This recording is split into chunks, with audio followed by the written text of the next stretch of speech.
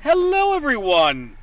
Hello, everyone. It is the Dread Pirate once again, and once again, much like the last time, Malmodo is driving me insane. Completely insane. Um, so, today's adventure is completely 100% a having to do with the out-of-game experience. This has nothing to do what's actually happening while we're actually playing the session. This is there's a little. I'll have to tell you a little of the context of what's actually happening in the story to make it make sense. But really, essentially, right now, totally enjoying the game, really enjoying the game, and apparently that's part of the issue. Apparently that's the problem underlying all this. But like, yeah, today's tale of frustration is all about just behind the scenes, like shenanigans related to the game, and I just kind of got to sit here and tell you what happened. All right, so naturally this has to do with Dents once again. That's why our Lovecraft crazy lady's back, also representing my and Malmodo's state of mind. So where we last left off in the game is a lot pretty much happened, mostly in conversation, but basically Demsa basically gave Shelley the information that you're actually the reincarnation of an Atlantean, and it might help you if you were to go to the Bermuda Triangle and go into the water there, and that might help you get in touch with your inner self, and that might lend you aid in the battle against the other, since the other appears to be hunting me down for some reason, and basically it might help me figure out why Shelley is being targeted by the other. So she gets a little information from her about that, and Shelley doesn't want to just jump into the ocean in the middle of the Bermuda Triangle, and essentially, and again, back to the behind the scenes stuff. Basically, Malmodo let me know that basically it's like, okay, much like how Doug is getting like stone skin and like superhuman strength and all that with his Denter abilities, I would be getting like water powers or something like that based off of that. By essentially me going into the water would give me superpowers. It would actually officially make me a Denter. Like right now, the only thing that really makes me a Denter is like I'm the reincarnation of an Atlantean, and I can see the hidden world. I can see like supernatural creatures and monsters and things like that, and stuff normal people can't see. Other than that, I'm Janet Normal. I'm an ordinary woman. Sorry, folks. I think I'm coming down with something too.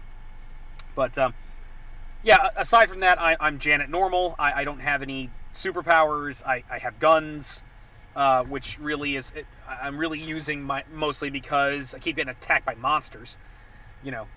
So that's it. But there's also other things going on. It's like she's we need to mystically clone Eddie to make sure that Eddie's going to be all right, or as best as all right as he could possibly be.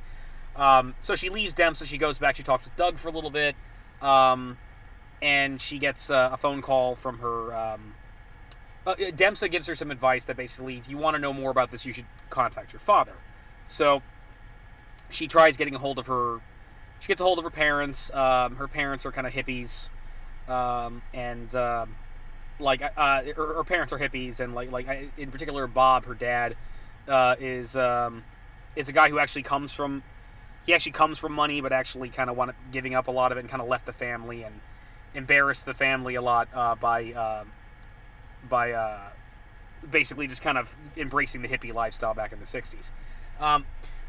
So she calls them up and starts getting some information on that from them, and apparently, according to him, the birth in the Bermuda Triangle was 100% normal. There was nothing unusual about it. And then I believe what Malmodo did was he gave me a common sense roll and basically said, like, you have to ask your real father. Now, for those of you who love to RP as much as I do, you may be aware of something called central casting. For those of you who are old fans of Spoonie, much like myself, and have watched some of his Counter Monkey episodes, you know about central casting. Central casting is the role-playing backstory creator. You can find the PDF for free out there right now, which is it's pretty cool. And basically, it's a really fun little book that you can use to essentially, if you can't think of a backstory for yourself, you can randomly build a backstory for yourself. Sometimes you'll get something really good. Sometimes you'll get something absolutely batshit crazy. And I did this for Shelley. Now, the only downside to it is it's really tailored to fantasy games. So a lot of times when I use it, I'll tweak it with my many thousands of PDFs that I have on my computer, and just try to mix things up a little bit. Like, maybe the races that they recommend in the book itself aren't as cool as, say, I don't know, picking something from World of Darkness or something else. Something interesting. And again, a lot of the stuff is really just suggestions for your backstory. But yeah, I used central casting to build it. Again, it's designed more for a fantasy setting, and of course, our setting is a modern setting. So, I made the backstory. I had Malmodo look it over, and he told me to edit it and take some of the crazier aspects out of it. And I said, yeah, not a problem. So I kind of went through the whole thing, and I decided, like, all right, how based on his instructions, how can I take this idea and make it normal? Like, for example, in terms of my family, since my family has actually become kind of a big deal in this thing. One of Shelley's sisters, the thing I rolled for her was that she worships an underworld goddess, which again makes sense for a fantasy setting. And it's like, for a modern setting, that doesn't really make any sense. So I decided, okay, you know what? She's a goth. She's a goth chick. She's into the goth thing. She's into vampires. Hangs out at clubs a lot. Shelley's a biker lady, so it's like those two get along really, really well. There was something really weird, like, I think the youngest sister had a shield, and there was something really strange with her, and it sounded like, I think Oxenius or Malmodo make a joke. Oh, she's got Link's shield from Legend of Zelda. So I decided, yeah, you know what? Especially because her, like, the youngest sister's entry was really, really bizarre. So I'm like, yeah, you know what? She's a gamer. She's a gamer girl. She's a gamer. She's a nerd. She's the biggest dork in the family, essentially. The sister, like the fourth oldest in the family, like the second youngest in the family, who's the bitch. Her backstory actually aligned pretty succinctly with what I'd rolled up. So it's like, yeah, she's a bitch. she's the one nobody likes. So and she doesn't like anybody in the family either. So a lot of that became important. So I rolled all this up, and one of the things that had popped up when I had I was building the backstory was I was rolling up the parents, and established that the mother had a patron. And I think, again, it's for a fantasy setting, so specifically it said it's a shipwright. And so I said, okay, he owns a shipping company. Let's not call him a shipwright, because we're not in medieval times here. And what it basically established was this guy was helping them out with the money. I think it established there's a romantic relationship going on. So there was a love triangle going on between Shelley's parents and this mysterious patron. So I left a lot of this stuff, and I think a lot of the basis here was, like, another thing that popped up was, for my backstory, I got some unusual birth circumstances. Some of the unusual birth circumstances was I was actually born in another dimension. So I left all this, I put this all in the backstory, and I said, okay, Malmodo, go nuts. I will, as far as I know, I'm an ordinary lady who's kind of going nowhere in her life. She's kind of a biker chick, and she just kind of parties and hangs out in bars and gets drunk and hangs out with her friends and gets laid every now and then, but she doesn't really have a direction. And she's going to get thrown into the world of Denning, and that's going to be Shelley's point. And whatever the backstory is, you just go nuts with that. So we're kind of building to that whole point. So basically, upon discovering it's her real father, it's like, oh, it's that guy. It's the patron. The patron's her real dad. And one thing I kind of always envisioned is I didn't know exactly how Malmodo was going to go about this, but I figured, all right, Shelley probably knows this guy exists. Like this guy, I imagine that he was this guy was basically a friend of the family, and he would occasionally appear and whatnot. So I imagine it was like, okay, so like Shelley saw him when she was like 5 years old. She saw him when she was like really little. He used to hang out with the family. People in the family remember this guy, but he hasn't been around for a while. And it's kind of a family rumor that she was like, it's a family rumor that basically there was something going on between this financial backer friend of theirs and the mom. And I figured, given Shelley and given Shelley's demeanor and given the demeanor of her and her sisters, and the fact that her mom was a big crazy hippy dippy thing. One of the other things I rolled on the mom was the mom was eccentric and had all these weird things about her. One thing about her was she was her mom was a nymphomaniac, and so it's like, and much like if you haven't noticed the way I play Shelley, yeah, one of the things one of Shelley's most notable features is that she's a bit promiscuous. She's a hooah. She's a hooah. She's a fallacious woman.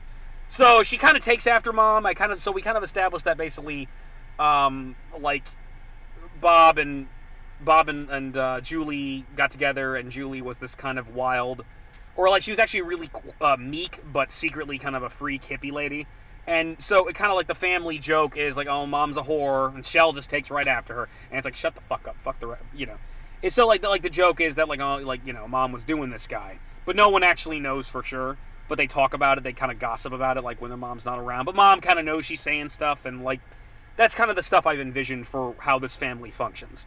So upon hearing that, upon the common sense like thing, it's like, well, doesn't sound like anything was unusual. Why would Dempsey tell me that? Click. Oh, fuck. Oh, fuck.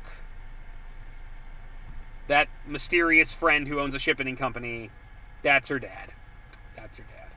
So she realizes, okay, what do I do? So what she decides to do is she decides to call her mom back and get the guy's number.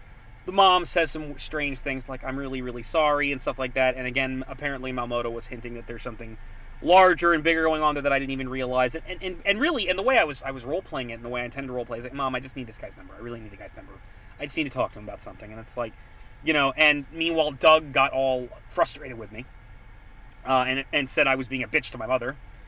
And he was talking on the phone, so I wound up, like, since I already knew he had that, he had a pierced penis after what happened to him with the imposter, I had her just reach in and twist one of those loops where the Jacob's ladder was made, just to get him to shut up. So, like, but he, you know, this prompted, you know, she got the number, and you know, and he started arguing with her, and then out of nowhere he lays down that, oh, by the way, my sister's been abducted. It's like, my little kid sister's been abducted by the mafia to be sold into sex slavery, or I don't know, to be sold to the bad guys from Black Cougar, which, if you haven't seen Black Cougar, it was covered on Best of the Worst. It's awesome. I picked it up by Silvio De Salvatore, crazy Brooklyn Italian filmmaker. Go check it out. It's a fun little ball of cheese. I should review it at some point in time.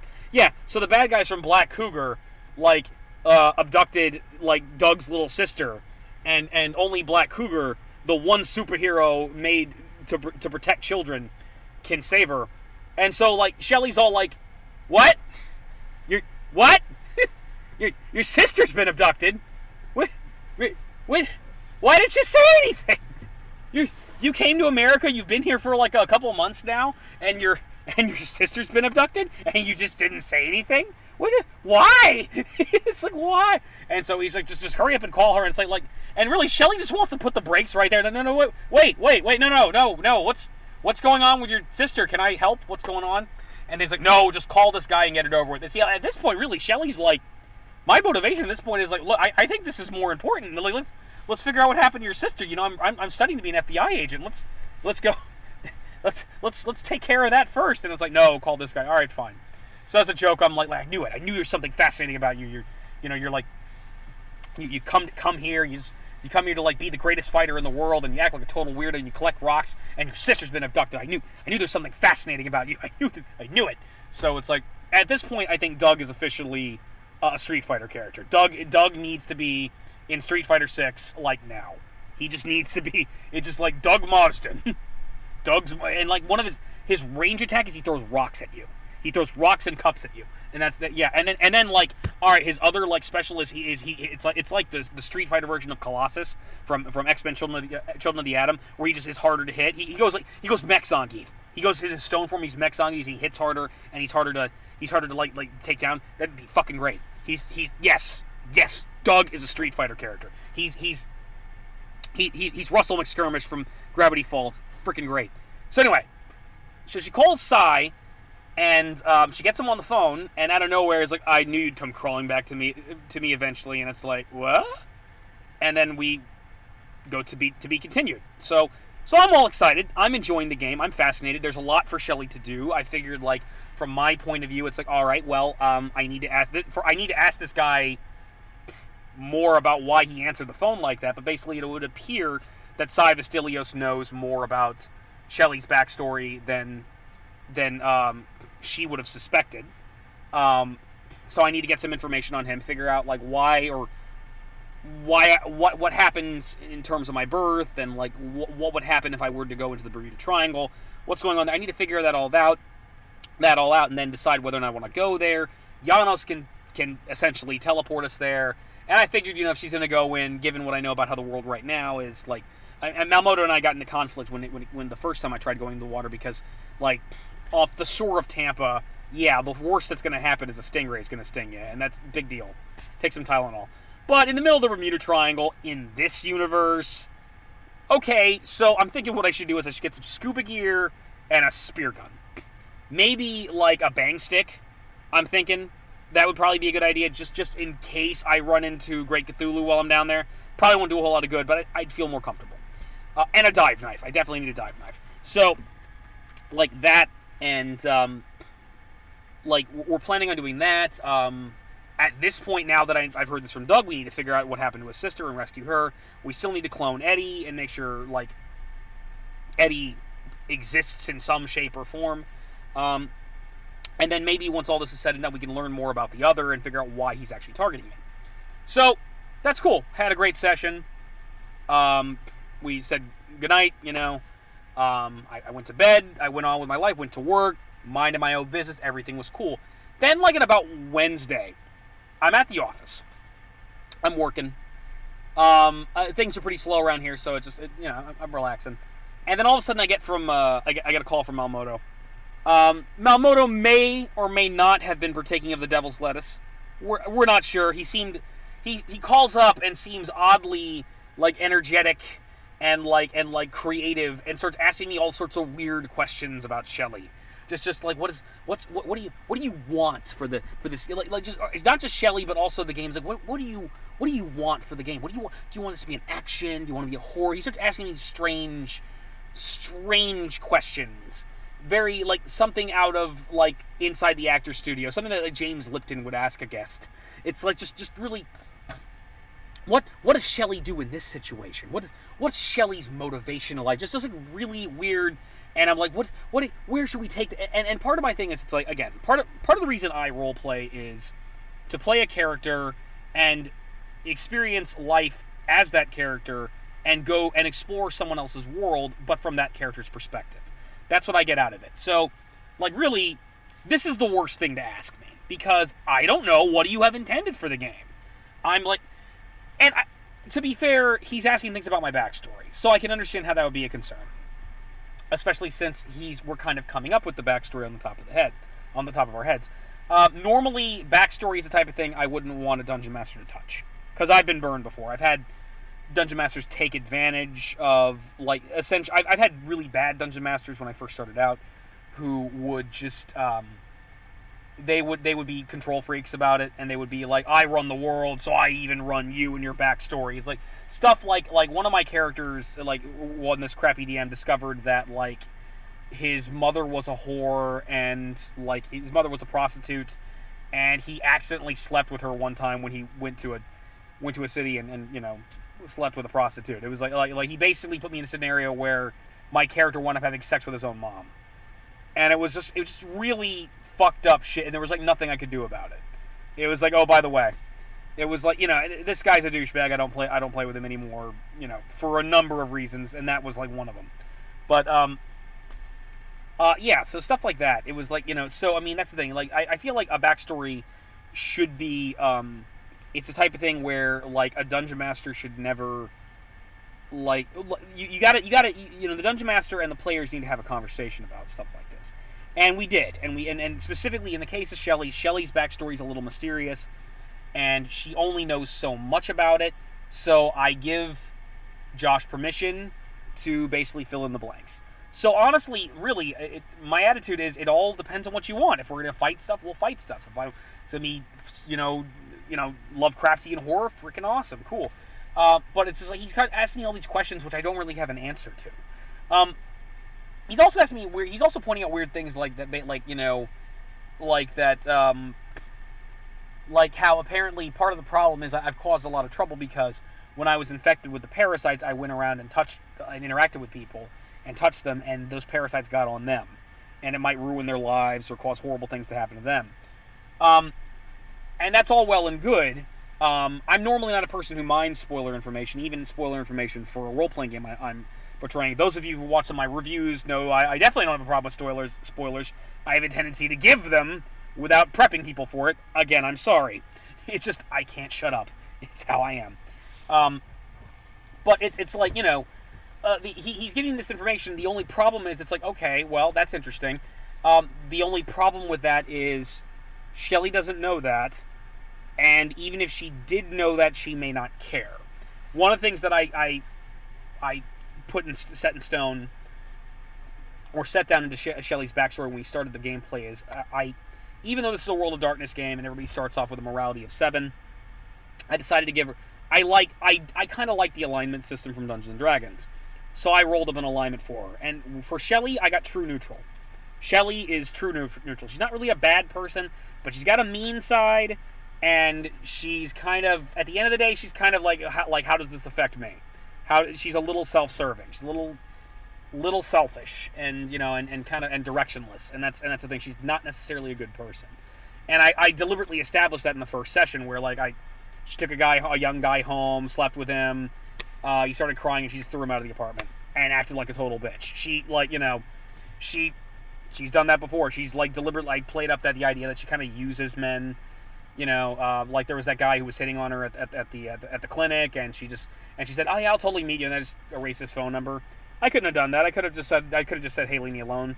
I could have done, but no, she deliberately just kind of toyed with the guy because she's got a little bitch in her. So I mean, so that's the thing. The question arises. It's like, if she winds up discovering this information, that's the other thing too. The whole reason Eddie was in trouble in the first place. The whole reason why she was so reckless and arguably may have gotten him killed is because she didn't care. She didn't care enough.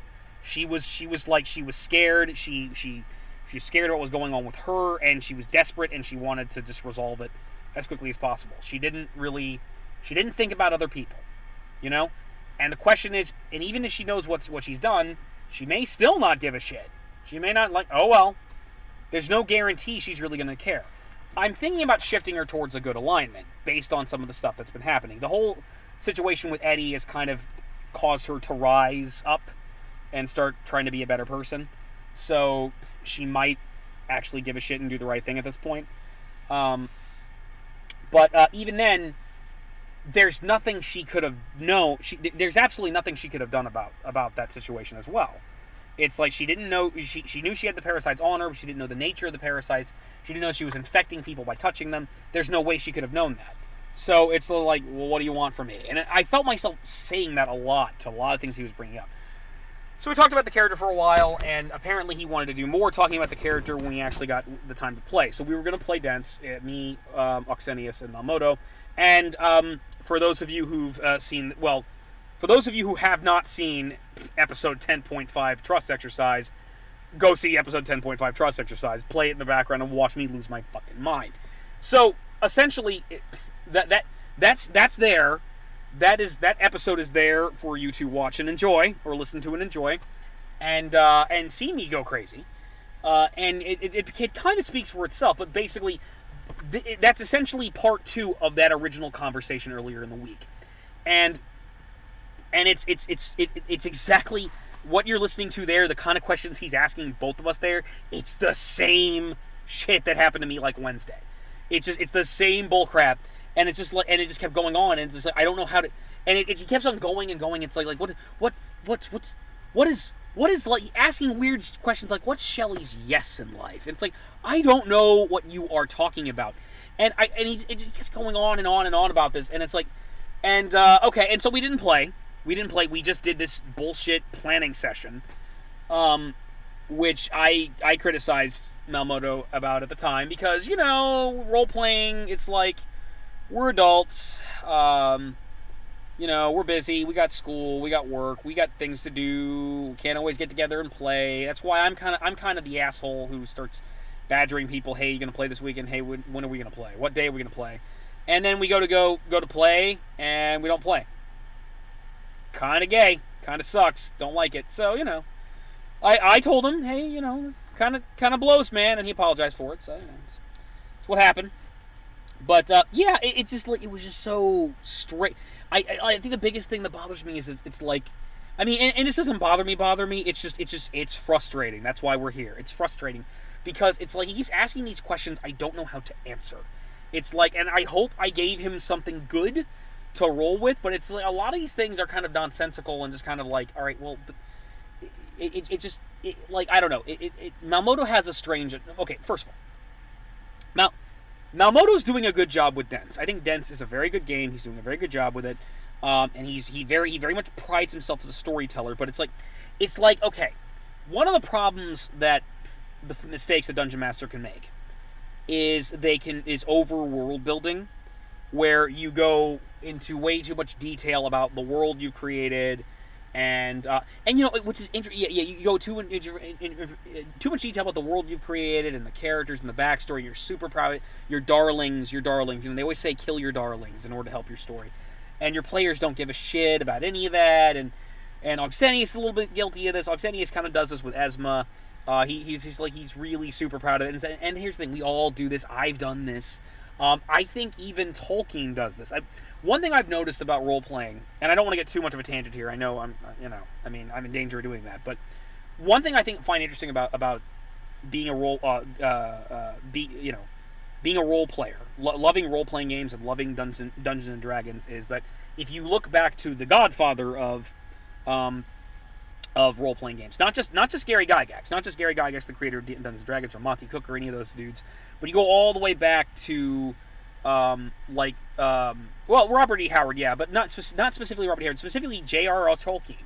If you look at the Lord of the Rings novels, it's like a lot of the stuff that not only has role-playing borrowed wholesale from those books, in the way they interpret the fantasy characters, in the way that elves and dwarves interact and whatnot, but the entire concept of halflings, not only that, but a lot of like the tropes and the cliches you find in fantasy are there too. For example, Tom Bombadil. A lot of people love Tom Bombadil, and I'm going to say it, folks. The reason Tom Bombadil was not in any of the Lord of the Rings movies, none of the Peter Jackson Lord of the Rings movies, was because Tom Bombadil is a Gary Stu. He just is. He's an author.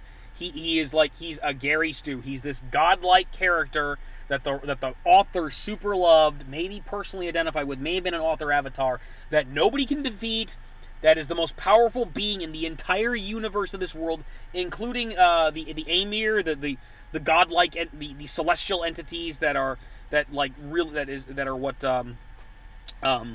like Sauron and Morgoth are fallen versions of, and as well as Gandalf and all the wizards, their true form. It's like he's like even in unto them, he's like ridiculously, insanely powerful, and people that are really into the mythos love him and think he's so great, and again, as a person who has not done the right thing and read the books all the way through, which I'll get into in a moment, you just hear this and it's like it's a Gary Stu. It's a Mary Stu character.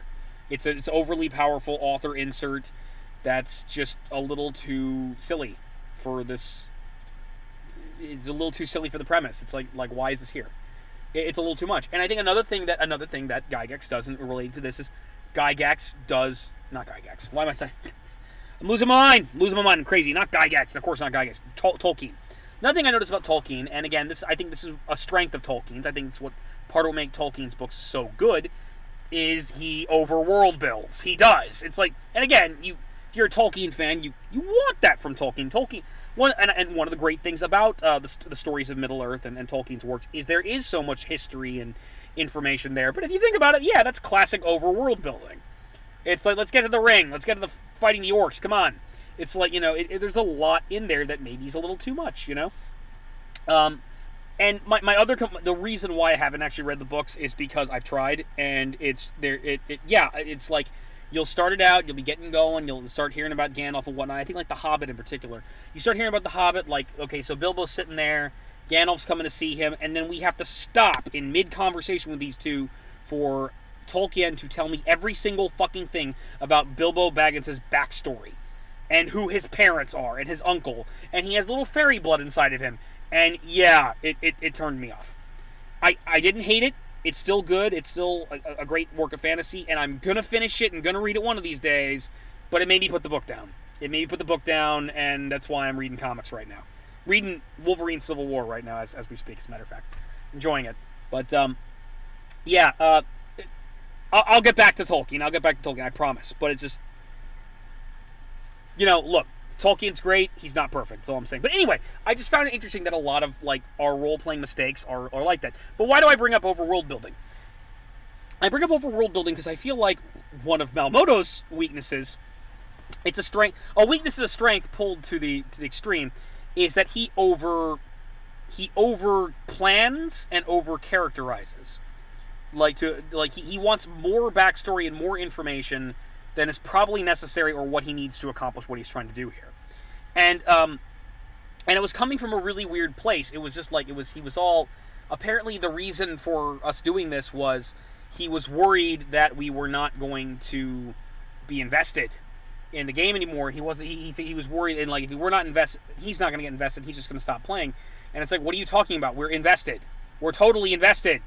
We were invested. We've been having a great fucking time. And it's just And again, look, and I feel like what this is, what happened in this bullshit non-session is he didn't do what I always try to do. I don't always do this, and I think in these recorded sessions I haven't been doing it as much. But it was a really good habit of mine that I'm starting to get out of and I need to get back into, which is when you're done with the gaming session, you ask, what you guys think of the game? You immediately ask for feedback. Have a debriefing session. I learned this specifically from the TSR Marvel Superheroes role-playing game. TSR Marvel's... I have two sources for this. And there's other role-playing games that do this. And I think it's a great thing to do, and if you could, it's the type of thing that I think part of the reason we haven't done it in the Metal Chronicles or anything like that, or in Dense, is just because we've been running out of time. Hey, I got to go to bed, so we haven't had time to just to do this. But TSR Marvel Superheroes recommends doing it and awards points for it into the game for doing it. And also the other source for this is Rafferty of Sanguine Games, the guy who created Iron Claw. He does this in his Iron Claw sessions. Is you have a debriefing session. You basically, you talk to people, you get feedback on the game, what can be improved, what can I do better. I personally feel like I probably could have used more of this in the Metal Chronicles. Going back and listening to some of the streams, I feel like I see all the mistakes I've made. It's we had too many freaking supporting characters, and it was Jesus Christ, trying to run an epic level game and keep track of all this bullshit was a nightmare. That final boss fight, got way too complicated way quick. It was just supposed to be, Flutterbudget's me, Lorala, and Alistar versus Netherla Hotep, and now I've got 10 gods I have to build in the room that are all insanely powerful and all need to have a turn that they need to go on. And it's what the fuck? And I'm just looking back on it and just I don't know how I kept it all in my head. It wasn't all in my head. I don't know how I managed. I got through it, but it probably could have been better and gotten tighter. And it's a good thing to do because it lets you check in with your players and make sure they're enjoying themselves, and make sure if there's problems with the game, they can bring them to your attention. It's a very good thing to do, and I notice it. I feel like we would kind of discuss the game afterwards, but he hadn't really been he hasn't really been asking us after the game's done why he hasn't really been kind of asking what would you guys think, we just kind of end and leave it at that. So I feel like that's what he's doing here. It's he's just kind of making up for lost time. And it's now, instead of actually having a session, I'm just going to ask you a lot of questions about the game. And sometimes when he does stuff like this, it's helpful. He gets a little bit more information, helps him plan better. Hopefully it made him plan better. But again, it's all you have to do is ask people at the end of the session, what'd you think of the game? Did you like it? Did you have fun? That's it. That's all you have to do. It helps you plan and improve for next time. Instead, we have this 2-hour interview. And again, he's got ADD, and I get into tangents, so we start going off book and start talking about Yu Yu Hakusho and other bullshit, and it just goes, it's ridiculous, and it just keeps on going and going, and I'm losing my mind, and just, oh my god. So yeah, and also the other thing too is I feel like another issue here is that I feel like a lot of people just roll up a character. They're you have when it comes to people that play role playing games. there's a degree of work. Depending on the person, there's a degree, a different amount of degree of work they will go into the backstory. Some people will do elaborate backstories and tell you like the entire life history of their character. They'll do way too much information on the character, and they'll go in and out of it this way and that. And they'll have a 10-page backstory, which you can read at your leisure if you're done with your other homework, like about their backstories. Other people were like, no, I don't want to do that. I'm an elf. I'm an elf ranger. Shut up. That's it. And they don't even role play. That's their thing. It's like, some people have these long backstories. Some people are actors, which is what I am and what I like to do. I like to get into character and play a character and whatnot. And then you have, I think the best is just kind of a happy medium, which is what I'm shooting for. Whereas I got a decent backstory. I got a character I like. I'm role playing the character. I'm having fun. We're fighting bad guys. We're having a good time. That's it. It's the perfect happy medium for role playing, and I like that. But I don't necessarily know everything about Shelley's story, nor do I want it mapped or planned out. That's not good enough for Malmodo. Malmodo wants Malmodo, we have. I feel like that's the thing. It's like at the same time, Malmodo wants like a complex, like we'll tell him what our character's thinking and feeling. Oh, really? That's not good enough. It's like he wants something deeper and more philosophical or some bullshit, and it's like, dude, it's my character. It's my character. My character wants and appreciates this. What do you? It's like you roll up a character and have some kind of deep intro bullshit, if that's what you want to do. So I mean, I think part of what came out of amidst all this, and I think one of the things that he was concerned about was Xenius' character Doug, and the direction Doug was going into. And to be fair, Doug is fun to make fun of. Doug is I enjoy making fun of Doug way more than I ever made fun of Flutterbutters, and I made fun of Flutterbutters for 2 solid years. I made fun of this tiny little dumpy vampire that Xenius played, which is essentially him in real life. He really is 5 feet tall. And he really is, and he really is like that. He's this tiny little, it's just him as a vampire, which is just going up. It's like, sir, that was very rude. Now, if you excuse me, I will solve this. I cast Wish. It's like, Xenius would do this if he could. He would totally do this. Yeah. And, but Doug is so much more fun to make fun of because Doug is a complex thing. But you gotta cut Xenius some slack here. This is his first time. I forget. He's got in terms of experience levels, it's like Xenius is a very mature, intelligent, cool guy to hang out with. But I forget that he's a lot younger than I am, and Malmodo, and there's a lot he hasn't experienced, and there's a lot of in terms of role playing games. I've been playing role playing games since I was 15 years old, and I'm 35. So 20 years. I got some experience doing this at this point. I've been around. I've already in games with my friends saved the world half a dozen times.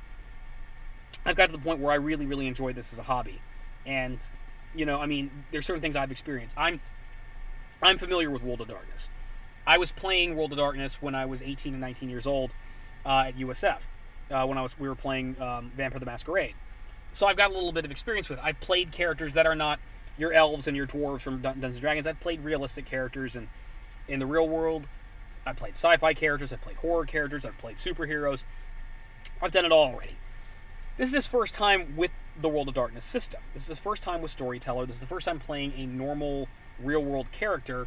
So all he really knows is Dungeons & Dragons and just coming up with kind of a crazy concept and just rolling with it. So he based the look on Armstrong from Full Metal Alchemist, and he came up with a basic idea of a character. He wanted a guy who uses he wanted a German guy who was built like a slab of just hunky muscular beef, who is really good at English style boxing and has a little Armstrong mustache, and that's about it. And he basically really has this kind of Street Fighter backstory where he just wants to run around and become the best fighter in the world. The whole sister thing was something apparently that they came up with recently to kind of flesh out his backstory a little bit. And there's other things too, like the fact that the character, much like him, regardless that it doesn't really gel with the character, is a giant weeb, much like Oxenius is a giant weeb. He stood up Shelly to go watch anime. And I got a 3 fucking presents. All right, Shelly's fucking hot. All right, I'm at least an 8 or 9 out of 10. All right, I'm fucking sexy. I'm fucking sexy as this lady, man. And you're gonna go watch your Japanime tunes, your Japanime cartoons, and you're gonna watch your DBZs and your Sailor Moons instead of getting some of this. The fucking whatever. You gay. We already made that joke about him too. That the boy might be gay. He's a gay boy. We know he's a strong boy, but there's that. It's like, so he's a weeb. He stood her up to go watch anime. He was like, Malmodo was explaining the system to him. And it's like, oh, you can take flaws. And there's all different types of flaws. And again, the flaws for World of Darkness are partially real world, partially World of Darkness, like the real world but shittier. The type of place where vampires and werewolves will hang out because life is suck. 90s edgelords, gothic punk, awesome. Yeah, just it is so Nirvana. It is so like Marilyn Manson. So he decides to take addiction. An addiction means you snort crack. Addiction means you're addicted to fucking drugs. You shoot them in your eye. That's what addiction means. It doesn't mean you're addicted to rocks. But no, Xenius doesn't know that, so his quirky motherfucker character is into rocks. And he's also into the occult.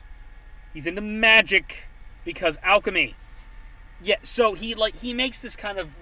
And there's more. There's more ridiculousness in this character. Like the moment they... Instead of coming to Shelly's aid initially and sympathizing with her losing her memory... he's just like, ooh, I'm fascinated by magic. Fuck Shelly. I'm going to learn about magic now. Yay, magic. I complained about this last time. And he does that. And on top of that, then there's he's got this stone thing, this stone elemental thing in his body who's like trying to take over his body. And what's the solution? I am Bible Man! By the power of Christ compels you! And he just starts rehearsing the exorcist. He just starts just reenacting the exorcist. He's not a priest. He's not an ordained priest. What's if he starts making a cross with his body and screaming at this thing? But he won his roles. So I guess a show of will. So yeah, Doug's a kind of... Doug is just question mark. Doug is what... I don't know. I don't know what to make of Doug. And maybe Malmodo's a little frustrated by that. And he's trying to make sense of this character. And he's trying to... Maybe that's what's really going on. But at the same time, it's like... I asked Xenius afterwards. It was like, well, do you feel like there's a problem? It's like... Xenius felt no. He's having fun. It's like, yes, his character is derp. But so what? It's part of the fun of role-playing. I think at the end of the day, and I love Malmodo, I think he's a good friend of mine, I love the guy, but I feel like part of Malmodo's problem is he's a little pretentious. He's a little pretentious. This isn't just a game, this is art. Which, yeah, it is, yeah, but, calm the fuck down. He's like, what he's doing? Malmodo is turning into the chick from the Dance of Birth. For those of you Red Letter Media fans out there, I will link their first episode of Best of the Worst in the description. So, the very first episode of Best of the Worst they do, the last video they review is the Dance of Birth, where these hippy-dippy women who are pregnant start doing these hippy-dippy dances with their husbands and their embarrassed babies. And it's all this kind of crazy feminist bullcrap, quasi-feminist more hippie new age bullcrap, where there's no... You would think, looking at the cover, that this is basically like an exercise tape. Like, if you're pregnant, these are some moves you can do to stay healthy. These are things you can do. It's like, no, it's this weird new age bullshit where pregnant ladies are doing these crazy dances about being mothers and birthing and squatting, and it's hilarious. It's like, but that's what he's doing. That's what he's becoming. He is the chick from the Dance of Birth. He's going crazy. I'm gonna start dancing with my penis and go. I'm going to wind up crawling into my womb space in this game. My only concern with all this is, all right, look, I was invested, but by doing this, I feel like I'm worried Malmodo may have created a self-fulfilling prophecy. He was worried we were going to lose interest. It's like, all right, well, the way you lose interest is doing shit like this. Just run something. And the big thing, I was actually thinking about it, he wanted to reward us experience. I think the other problem is, it's like at this point, he's kind of having a little bit of writer's block. He's not sure where to take the story. And again, he should do prep work. Doing prep work is a good thing, but a lot of role-playing is improv. I feel like if we just role-played the game and just saw what happened, things would be fine. You know, we'd figure it out as we go along like you're supposed to. He should definitely do prep work. He should have an idea of what he wants to do, but it's possible, it's way possible to overthink this. I think he did overthink it.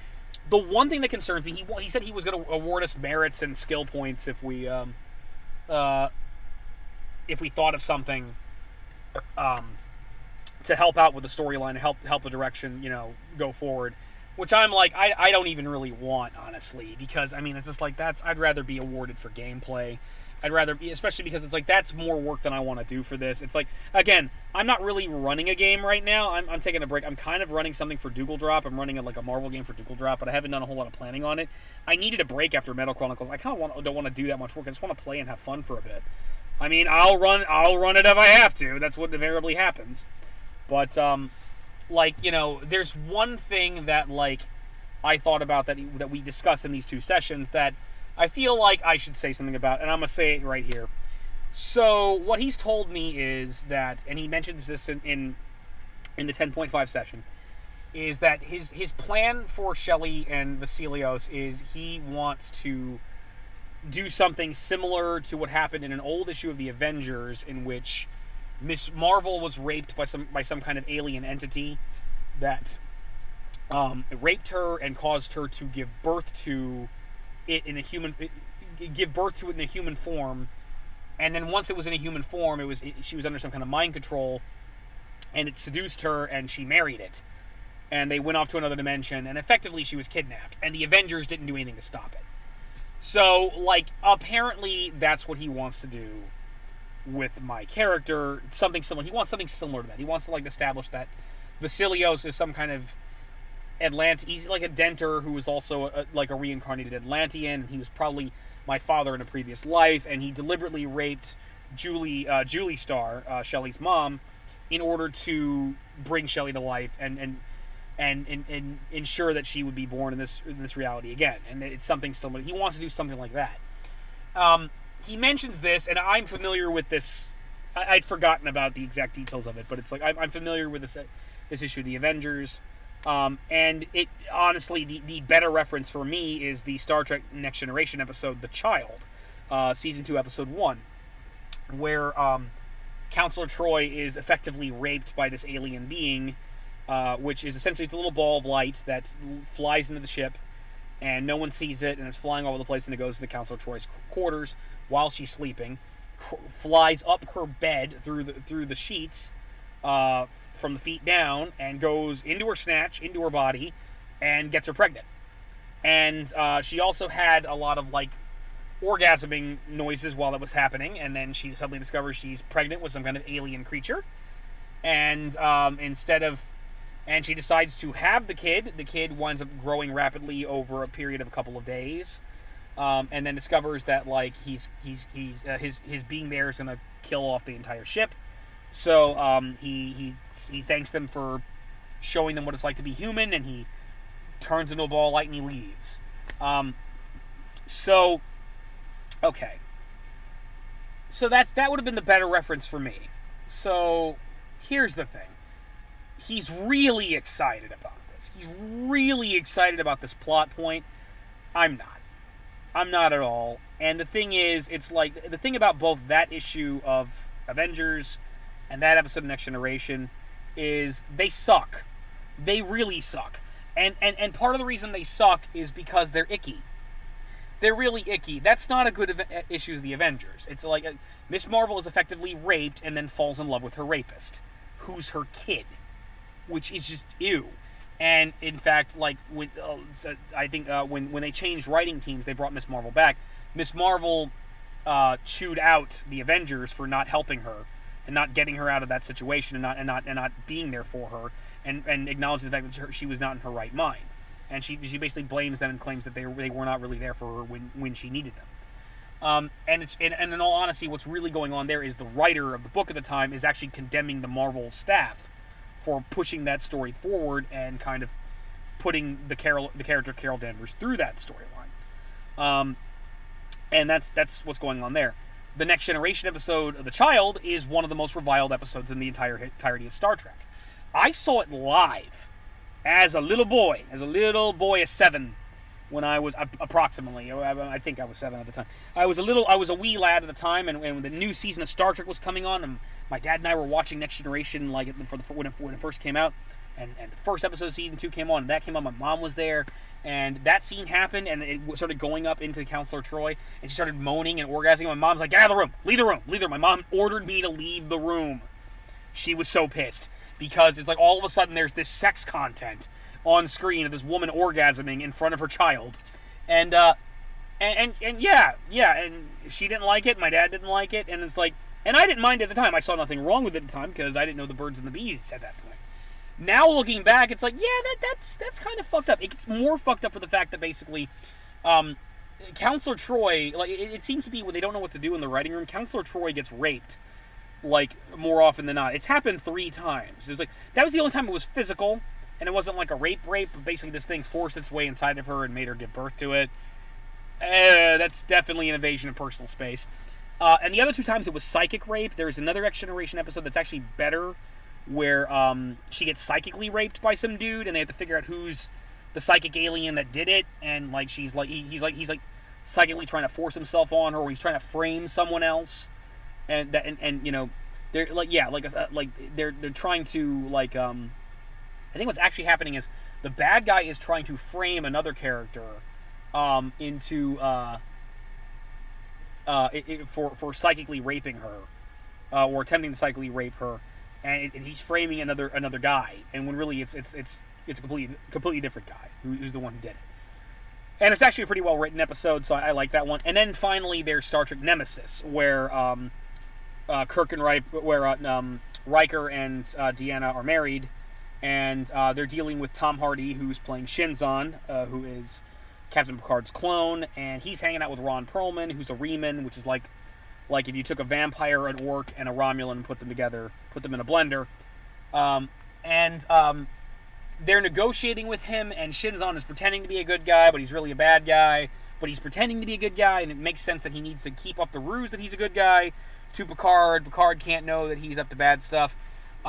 So instead of like continuing to pretend to be a good guy, like a good villain, he instead, for funsies, decides to psychically rape Troi. So, like, Riker and Troi are, you know, they're technically in they're having sex, they're making love, like in their quarters and whatnot. They're having a good time, and while they're doing it, all of a sudden, Ron Perlman's character, because the Remans are offshoots of Romulans, so they have psychic abilities. He basically does this weird like psychic ritual with Shinzon, where he's able to basically psychically superimpose both himself and Shinzon in place of Riker, so so he can essentially psychically rape Troi while she's having sex with Riker. So, you know, including showing his face, so that way, you know, she can tell them, oh, by the way, Shinzon did it. So, like, again, but the problem is, by the time it happens 3 times, it's like, yeah, when we don't know what to do, just rape Deanna Troi, and it's just like, yeah, I mean, it's bad, it's exploitation. I don't want to get third wave feminist on you or SJW on you, but it's a little, at the very least, let's say it's bad writing, and it's a little icky, you know, best avoided. So, but that's the thing, those are not good things to emulate. I feel like if all that comes out of this is, I raped your mother, Shell, and I am your father from a past life, that is the secret, and it's like, that's it. I have a feeling this could, like, he could like Malmodo could, like, wind up crashing, like, slamming down face first if he wants to push. I don't think it's a good story. I don't think it's a good plot element. I don't think it's a good idea that, like, the whole thing is, like, there's a rape secret going on, a supernatural rape secret, based off of 2 of the worst storylines in science fiction. I don't think there's a whole lot of mileage you can go with out of it. I mean, it's like, what does it matter?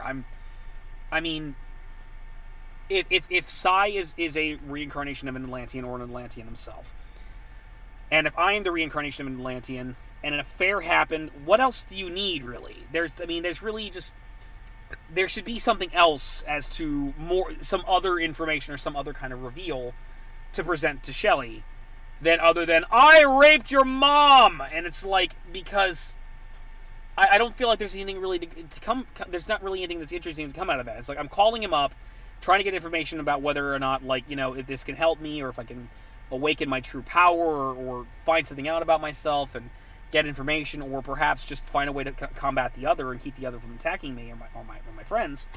And instead, all you got is, I raped your mom! Yes! And now we should psychically date, maybe, or you should raise me, or something, or I don't know, like a bunch of organic compounds and crates are going to blow up the Enterprise if I stay and I have to go, and I don't know. I think that's what happened in The Child. So, but yeah, like, I don't think there's a whole lot of mileage to go out of that. If like, that's the reveal, if that's what Sai says on the phone, like, I raped your mom, I feel like what's going to happen to Shelley is because here's the other problem. Shelley is overgasped. Shelley has reached a point where, like, she's about as crazy as this woman on the picture right here. Shelley is at the point where it's like, she don't have any sanity damage left to lose. Shelley's reached the point where it's like, so much has happened to her in the past month, and the past couple days in particular, where it's like, you could say anything. You could say anything. It's like, okay, did you know that all, like, cheese is really the lard of a space god that looks like a cow but isn't? And if you were to say that to her and assure her that it's true, and she saw that it was true, she wouldn't freak out. She wouldn't think you're full of shit. She'd be like, yeah, sure, of course it is. Why not? It's like do you know that Ryu from Street Fighter has become the new president of the United States? Of course he has. Of course he has. Did you know that Mario's really a Nazi and he's invading with an army of Nazi mushrooms? If the next plot point is Mario leading an army of Nazi toadstools into the city, into the streets of Tampa, and that's what we have to do. We have to fight like Nazi mushroom people. Shelley's just going to shrug her shoulders and like, yeah, sure, why not? Why not? There is like nothing. There's just, she's had too many. There have been too many shocking revelations within the span of, like, the past 48 hours. She is no longer surprised or shocked anymore. She can't be surprised or shocked anymore. She's just rolling with it. So if all this leads up to, like, by the way, I raped your mom, and it's like, okay, Shelley at this point is going to have one of two reactions, or probably at the same time. Shelley's first going to be like, okay, so how does that help me combat the other? He's like, it doesn't! Okay. So, what does that have to do with me going to the Bermuda Triangle? I don't know. She's probably just gonna hang up on him and never talk to Sai ever again. Because it's like, alright, it's like this plot point, which we've been building up to this entire time, which we've been kind of saving as this nugget for a while now, it's just gonna go nowhere. It's gonna go absolutely nowhere. And it's going to fall on its face. The only other thing that could happen is it's like, okay, well, I guess I have to kill you now. And it's like, which is going to be hard because you live in Greece and you got a lot of money and it sounds like you're a dinner. But it's like, okay, it's like Shelley's like, all right, okay, so I'm a product of rape. So it's like, all right, well, that sucks. And at that point, I have to turn into Blood Rain. But the problem is, it's like, I don't know. By the way, just fun fact about Dread Pirate. Dread Pirate loves the Blood Rain games. I fucking love the first Blood Rain game so much. It is my favorite game. Blood Rain 2 is a decent game, but flawed. It's flawed. It's like nowhere near as fun to play as the first Blood Rain, but I still like it. It's got like a better story. It's got a more like focused storyline about the character than the first one. And there was supposed to be like some indie third one that was going to come out, but never did. And fuck you, Ebol. Fuck him in the face for making those shitty Blood Rain movies, because like now nobody takes the character seriously. But like, dude, no, seriously, one of my favorite, most underappreciated characters of all time is Blood Rain. I need to like review Blood Rain sometime. I need to do that. I fucking love Blood Rain. I love Laura Bailey, who's the voice actress who plays Blood Rain. She's great. She's awesome. Yeah. Kristanna Loken, who played her in the movie, she's cool too. She's the TX. I don't like the Blood Rain movies, but Kristanna Loken's awesome. She's awesome. She's kicks ass. She totally rocks in my book. And she was on Mortal Kombat Defenders of the Realm. Not really. No, Conquest. Defenders of the Realm was the cartoon. That had Clancy Brown in it. Anyway. But, like, so, like, I guess at that point I have to go seek revenge for my mom and kill this guy. But at the same time, it's like, I'm not really feeling it. It's like, because again, there's been a little too much. And, like, it happened, like, 23 years ago. So it's like, okay. So I think all Shelly can do at this point is take out her phone and use MemoPad to make a list of things she needs to do. And it's like, okay, clone Eddie, let's see, go swimming in the Bermuda Triangle, save Doug's mom, kill Cy Vastilios to avenge Mother. It's like, and it's going to be like 4th or 5th down on the list. It's going to be like, at this point, she's just like, okay, whatever. And she's probably going to hang up the phone, and it's like, okay, we're going to go kill this guy later. But, okay, what about your sister? And that's what we're going to do. So I really think the whole, like, if that's Malmodo's darling, if his idea is, like, oh, it's going to be super great. It's going to be super great for me to base Shelley's storyline off of this absolutely terrible, cringeworthy, and icky comic back in the day about how Miss Marvel got raped and fell in love with her rapist, who's her own kid. I have a feeling it's not going to work out very well. So, yeah, this drove me crazy. I don't know what happened, and I don't know what happened this session. Look, again, I've forgiven him, but I'm kind of like, I've got to say though, like in terms of like, he definitely gave me blue balls. Like I was all set to play. My nipples were erect. I was all like, yeah, I was ready to play and have some fun and figure out what the deal is with size and go to the next chapter of the adventure. And instead of that, we just shot the shit for a while Malmodo confused the fuck out of both of us for 2 hours, and I just beat my head against the wall. I guess we still had fun, but kind of drove me nuts. Kind of disappointing. But again, if he's having writer's block, it's like we shouldn't play, or we should play something else. And it's like, and hopefully he does have some good ideas and he knows what to do next. I'm looking forward to Dents. I think it's going to be a great time, but I think like we should probably take a rain check on whether or not we play next week. There's a lot going on up in the air for all of us, and if he's not ready to run it, we shouldn't run it. We should probably do something else. So anyway, that is how Malmodo drove me insane, and how he wants my backstory to be a Greek Atlantean dude, alien from Star Trek and the Avengers, raped my character's mother and gave birth to me, and that's a good story idea. And why it drove me absolutely batshit crazy. And this is why my friends are fun, because they're just as insane as I am.